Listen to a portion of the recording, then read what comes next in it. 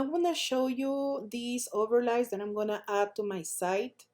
These are fireworks, and there are so many choices that you can use for your um, pictures for July 4 or any kind of celebration.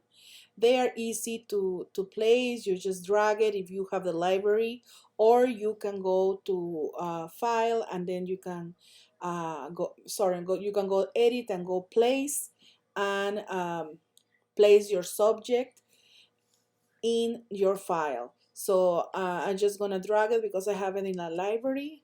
I double click and I only going to change the mode to screen, and that will be it. You can do as many as you want and have a beautiful composition for the holidays.